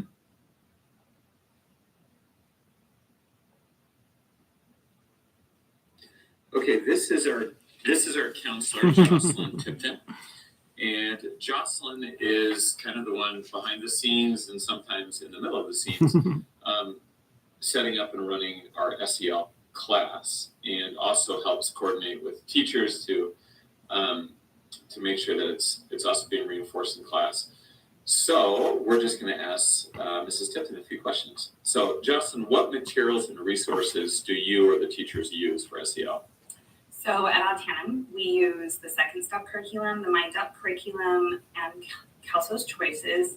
Sometimes we will also talk about targeted lessons for specific classroom needs, if there's a class-wide need for something. Can you give an example of something like that? Like let's say if a class is having a hard time, a teacher will come to me and talk about something that they're seeing in class. Maybe they're having a hard time listening the first time or being respectful. So then we would come up with some targeted interventions and then also teach a lesson to the class in SEL. Is that? Yeah. Okay. So yeah, those are the things we use here. I'm trying to think if there's anything else. Those are the only ones. Cool. So currently we have Mr. Latimer that teaches the class, and also our PE teacher and music teacher. So how do you collaborate and work with those teachers to? And computer lab teacher, shout out to Jen Hopkins. All right, so we collaborate. So weekly, I actually have the whole year planned out for which lessons are going to be taught. And at the beginning of the week, I let them know which lesson is going to be taught. The cool thing about these curriculums is that they're fully scripted. So for second steps, they can pull it up online or look at the physical. We have binders, they have cards. They can look at the physical script, and then if they have any questions, we talk about it. I touch base with them at the beginning of the week, so the people who teach the lessons first, and ask them, hey, did it fill up the whole time slot? Did it go a little long? So then we can all problem solve together about like, what can we, what can we compress? What can we maybe take out of the lesson, or some supports that can be added in to make the lesson the right amount of time. And I also, so for the Mind Up lessons and the Kelso's Choice lessons, what I did was I ended up making PowerPoints that are basically a script. So, and then I add in visual aids and also video links as support for the PowerPoint presentation. Great. So a big part of the success of SEL is that it's reinforced in classrooms and used within the classroom. So how do you keep the teachers on the same page? Okay, so at the beginning of the year, all the teachers got, there are some different grade level ones. So youngers have a little bit of a different, olders have a little bit of a different, but we have these mini posters from the second step lessons that share basically the language that we're using in the SEL lessons, so that the teachers can use the same language in their classroom. And then also a list of the different types of lessons out on the playground for Kelso's Choices, which is where we really want the problem solving skills from Kelso's Choices to be implemented. I printed out how to use each of the Kelso's Choices so they can reinforce that in the classroom. And then we also, for the parents who are out on the playground, have done a little training on Kelso's Choices and how to use the Kelso's Choices. And then they have these little prompt things that have a Kelso's Choice wheel and a script on the back of how to handle playground problems. And then we also, Mr. Edgar and some of the other teachers worked on painting the Kelso's Choice wheel on the playground, and we also have a banner of Kelso's Choice. So those are some of the ways we disseminate information throughout the school. Okay, so can you think of examples in which you've seen evidence of students actually absorbing the SEL lessons? This is hard. No, there are some. Mainly Kelso's Choices. They especially, I see it a lot first to third grade, that they talk about, we tried using a choice, and they talk about the choice that they used. So they are attempting to solve problems, which I think is really great and empowering for them. Some of the other ones that have stuck are with the Mind Up lessons, when we talk about the amygdala, the hippocampus, and flipping your lid and needing to calm yourself down, so then you can problem solve with friends. So I think those are some of the ones that stick the most. And every student's a little different as to what they grab onto, but yeah, those are the main ones. There's lots of times that kids in my office will say, we were taught about bullying, or we were taught about empathy. I think these things in. Okay, what kind of impact have you noticed since we began school-wide SEL? So this is probably, because it's from my viewpoint only, but for me, it's really opened up my job a lot. So, because I was already lesson planning, but now I'm not in the classrooms weekly. I get to focus more on being available to help with like tier 2 type things. So different interventions, not just check in, check out in a small group, of course, also restorative circles, those kinds of things. And another thing that I really like is them having the students have some of these teachers twice a week now.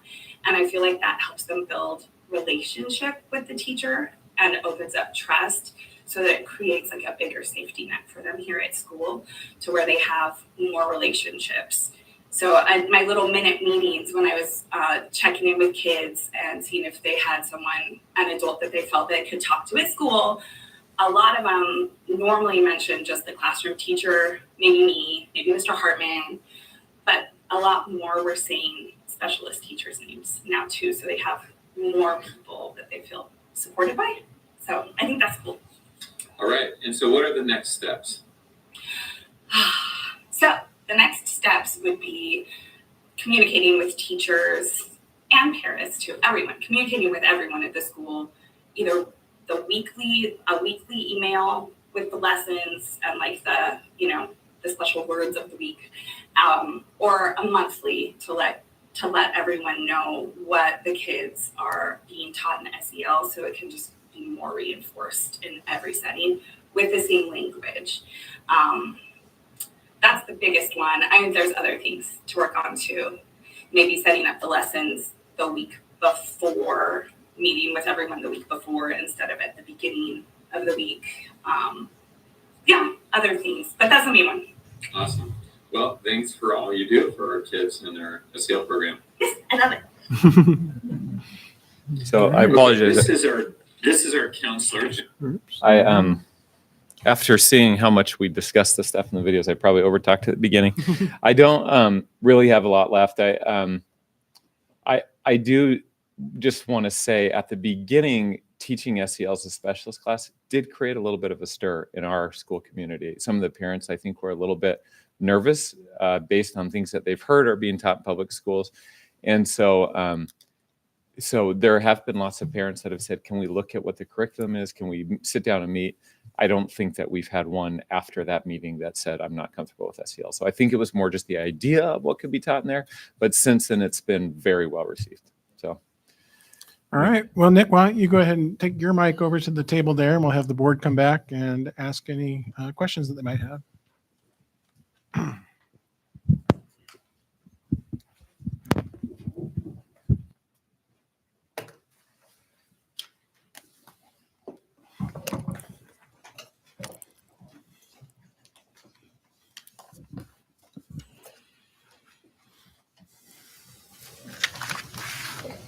All right, again, Principal Nick Hartman, appreciate the presentation. Any questions from the board?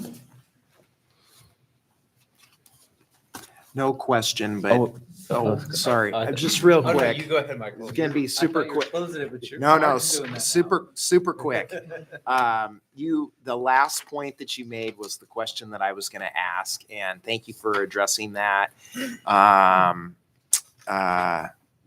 just really appreciate the transparency. I mean, we're always going to be that way anyway, but the more information that we can give about, hey, this is what we do, here it is.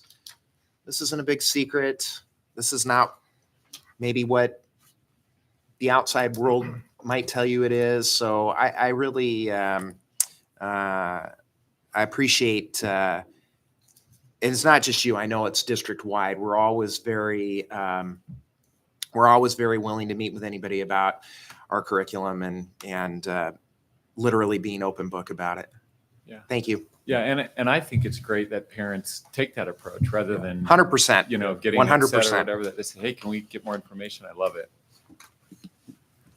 Okay. I'm always afraid to jump in first, but so you went second. Would you characterize Mr. Latimer, because he's a parapro, so he's not a classified teacher, but would you characterize him as somebody who goes above and beyond what they're, and I guess my it's not necessarily a question, but maybe something to consider. And I know that there's a lot of things that go into the collective bargaining agreement, but is there a way that we can create some type of an incentive to teachers that go above and beyond for example, for like Mr. Latimer. So he's, here he has a job as a parapro. And I remember doing the walkthrough this last year here at Atanum. And, I remember you pointing out, like he's awesome. Like he does an incredible job, and so I guess it's more of a proposition, Peter, to consider and look at if there's some type of incentive we can create for teachers, because we're talking about the data summit this last study session and thinking through that. We want our students to excel and to grow. And I think one of the ways that we recognize is through great teachers, and not just great teachers, but teachers that step up and go above and beyond. And so right. Maybe. Well, if we're talking financial incentive, then that is collective bargaining, but that's something we have a interest-based bargaining that we approach all of our bargaining contracts with. So that's something we could take a look at as we look to the next round of bargaining. Mm-hmm. Which is like 2 years away now, 2.5 years. Yeah, the different groups have different timelines. Yeah. Okay. Thank you. Good job. Well, I just really appreciate the presentation and especially tying it to our strategic plan. You know, that culture of safety and belonging, to have the students learn empathy and build their skills, and to have it on the playground where they're going to be working to have a better learning environment for everyone at the school. I mean, and then having the student voice, you could hear that they really are aware of that. So it's making a difference in the culture of the school. So I appreciate your leadership on that, Nick. Thank you so much. Thank you, Peter. You kind of read my mind there. I wanted to point out that I noticed that Mr. Hartman had the strategic plan in his hand, and he was reading from it as he did his presentation. So great work all the way around. Thank you. All right, let's give Nick a hand for. Thank you. And I got to be somewhere else, so I'm going to step out. Thank you, All right. Nick. Thanks again. All right, now we come to item 8 on the agenda, public comment for non-discussion agenda items. Again, this is just comments from the public on anything that we're not really discussing, but be aware that the board will not necessarily respond to any of your comments, but we will, of course, listen. So do we have anybody on the list or anybody who would like to make a public comment? All right, hearing none, we'll move on to item 9 on the agenda, action items. There's the approval of minutes, approval of travel requests, approval of resolutions. Why don't we take those one at a time? Approval of minutes. Anybody care to make a motion? So moved. All right. We have a motion to approve the minutes from November 25th, 2024 board member. We'll go ahead and vote. All those in favor signify by saying aye. Aye. Opposed, same sign. Motion carries. Item B, action items, approval of travel request. Sometimes this will generate a little discussion. Does anybody have any comments or questions regarding the travel items listed? There's the girls' basketball, Benedicto, and Camp Dudley. I have one question, just mainly curiosity. So Camp Dudley, $21,000, what budget category does that come out of? I believe that was a grant that was received by the school. Okay. It is for overnight trip. Okay, so that's all paid for. The parents don't chip in or anything. That's paid my for understanding. By the district, is that correct? Yeah, thank you. Okay, and since I'm unfamiliar with it, what's the purpose of it and benefit for the students? Well, outdoor school has been a push. We've had outdoor school opportunities in the past, and then with some funding restrictions, those opportunities kind of went away. But the legislature had stepped up recently and funded a grant program. So we had some presentations to the board in the past of different schools going to different outdoor schools. Mhm. And so this opportunity here for our 5th grade to go to Camp Dudley, a chance to get in the outdoors, do some science learning in context, and something for the kids to look forward to. Great, thank you. Okay, if there's no further questions, we'll go ahead and I'll entertain a motion for the travel request for the 3 items listed, unless anyone has any further questions. I'll make a motion to approve the 3 travel requests as presented. Thank you, Mr. Thorner. Okay, we have a motion and we will go ahead and vote. All those in favor signify by saying aye. Aye. Opposed, same sign. Motion carries 5-0. Item C, approval of resolutions. And I think, is there more than Yep, just one. just the one? Okay. Again, anybody have any questions or concerns about that? This is the annual approval for the signatures. So we need approval by the board, and we do that on an annual basis. Signatures for investment and auditors and warrants. Okay. Would someone care to make a motion? I'll make a motion. Okay, we have a motion to approve number 24-12-771, appointment of investment officer, auditing officer, and signatory of warrant registers. Okay, we'll go ahead and take a vote. All those in favor signify by saying aye. Aye. Opposed, same sign. Motion carries 5-0. All right, items arising. Can I ask a question? When is our next school board meeting? And we have a very short meeting on the Thursday in 7 a.m. Yeah, Morning. next week, I believe. Next Thursday. Yeah, next Thursday. Okay. 20th, I believe. And Okay. that's in the morning, just the district office, and that's just to approve the That's- routine things. There's no okay. discussion items, no action items, Yes. except for approval of the financial. 7 a.m. 7 a.m. I was just going to say, yes. Okay. Okay. So that's why. Okay. Thank you. And that's due to the holidays. No, I get that. It was Okay. 7 p.m. on my schedule, which has nothing to do with anybody in this room. Now, okay, good. Thank you. Sorry. So I do have one other item, Mr. Thorner, were you finished with? Mhm. I just wanted to comment. I've been going, of course, to watch some of the basketball games, both the boys and the girls. Just exciting time to watch. We always have had a fantastic band. I just really love hearing them play. But this year, I kind of paid a little attention to the cheerleading squad. Some of the parents, I used to coach the girls basketball, and some of the girls I know and others are friends of my daughter. And they were talking about the cheerleading squad. And I did notice that it seemed a little larger, which is a signal to me that there's more interest and participation, which is a great thing to see. So I was just very pleased how enthusiastic the students were about it. And if you notice in the crowd and the student section, there was a lot of support and enthusiasm from the student body itself. So really great to see. And just wanted to compliment them on their fine work. Those who are leading that group, they're doing a great job. Anybody else with any items arising on item number 10? Mark, I'll just add, so I didn't get to last time because I mixed up my dates on our last meeting, but going to not the legislative session, the WVSD conference in Spokane. I went to a class that dealt with the Washington State legislature and like the process of how they go about things. And I would just like to say, like, one of the things he pointed out is that if you want to perhaps have our states try to make some changes, and when they're getting ready to go into their legislative session here at the end of January. And one of the things that they mentioned is that December, January is kind of the time where, like, that's when you want to start reaching out to your representatives. You want to reach out and send letters to all the representatives, and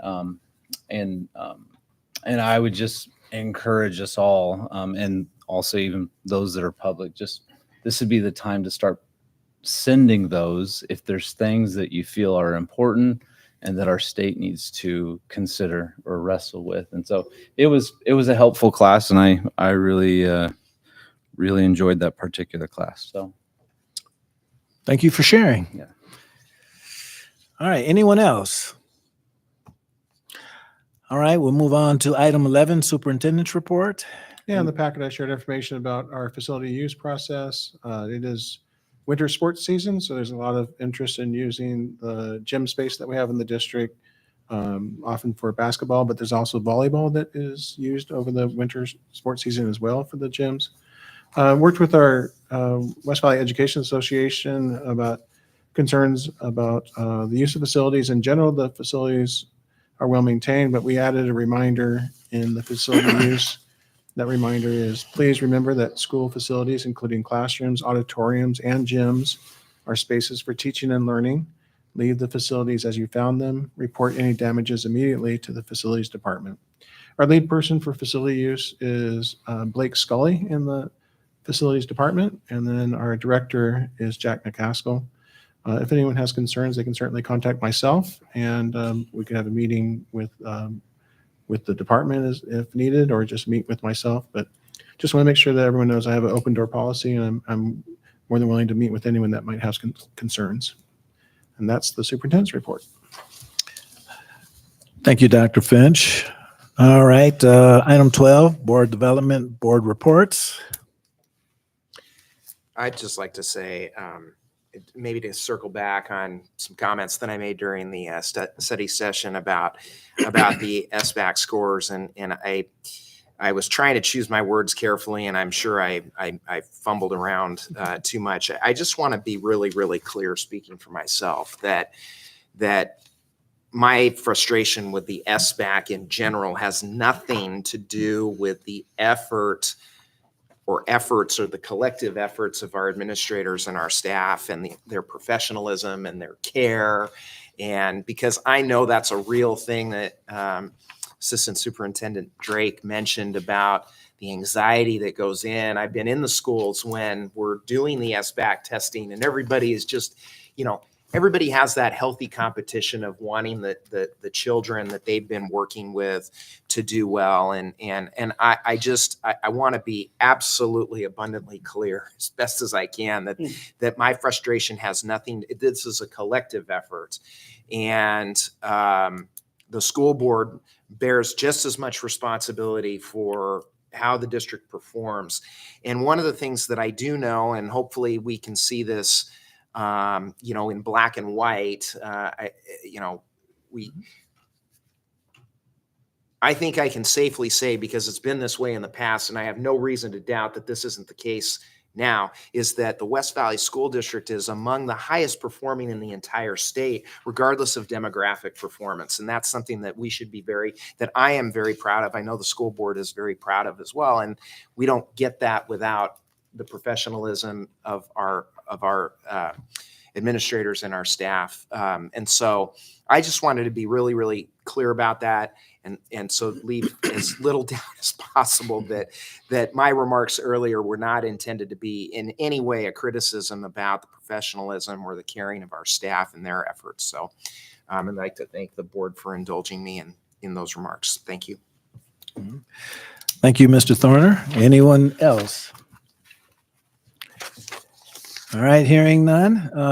I'll go ahead and adjourn the meeting. Today, again, is Tuesday, December 10th. It's 8:01 p.m. and meeting is officially adjourned. Thank you for attending, everyone who came tonight.